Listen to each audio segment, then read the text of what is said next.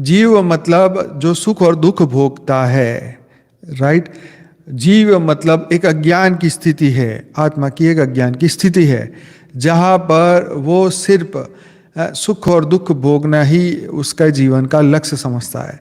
करोड़पति बन जाए मजा आ जाएगा, घूम फिर के आएंगे मजा आ जाएगा, ये मिल जाए वो मिल जाए तो मजा आ जाएगा, बस दुख दुख आ गए तो भगवान को पकड़ेंगे। तो जो सुख जो दुख नहीं चाहता, सिर्फ सुखी सुख चाहता है, वो है जीव।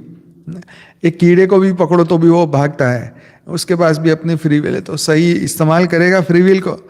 तो इसीलिए ये बात बताई गई कि अपने आप को कैसे जाने। अगर आप अपने आप को जानते हो तो आप अपने लक्ष्य को जानते हो, उसके ऊपर आप कार्य कर रहे हो, आपको मृत्यु के बाद कहाँ जाना है ये पता है, आपके परमपिता आपके रचयिता कौन है, कहाँ है ये आपको पता है।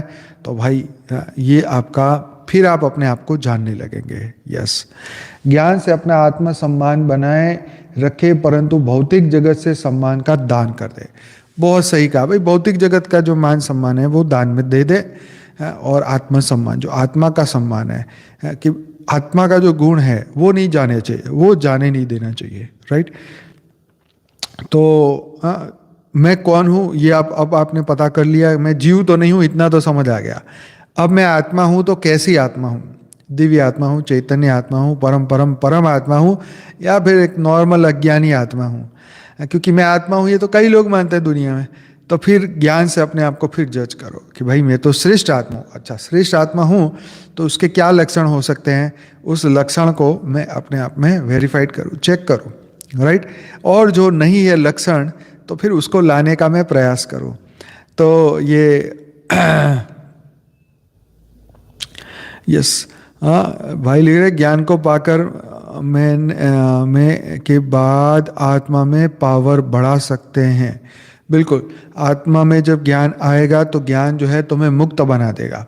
ज्ञान हमेशा फ्रीडम देता है, ज्ञान जो है बांधता नहीं है, वो मुक्त बना देता है। तो ये कहने का मकसद है कि आप अपने आप को जानने लगेंगे कि मैं दिव्य आत्मा हूँ, तो फिर मेरे दिव्य गुण को धारण करना पड़ेगा और दिव्य कर्म करना पड़ेगा।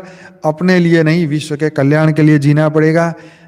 अपने लिए नहीं, विश्व के लिए साधना करनी पड़ेगी, विश्व शांति के लिए साधना करनी पड़ेगी। पहले हम अपने अंदर इनर पीस, अंदरूनी शांति के लिए हम प्रार्थना करेंगे, फिर हम विश्व के लिए प्रार्थना करेंगे। तो ये हो गया, आपने अपने आप को जान लिया।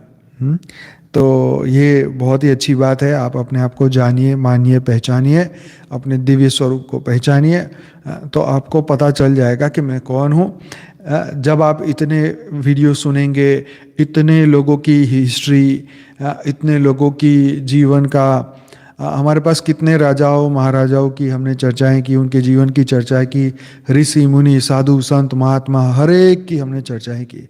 इससे हमें पता चल जाएगा कि हम तो भाई, ना तो हम राजा वाली आत्मा है, ना तो साधु, ना संत, ना ऋषि, न मुनि। तो फिर हम कौन है?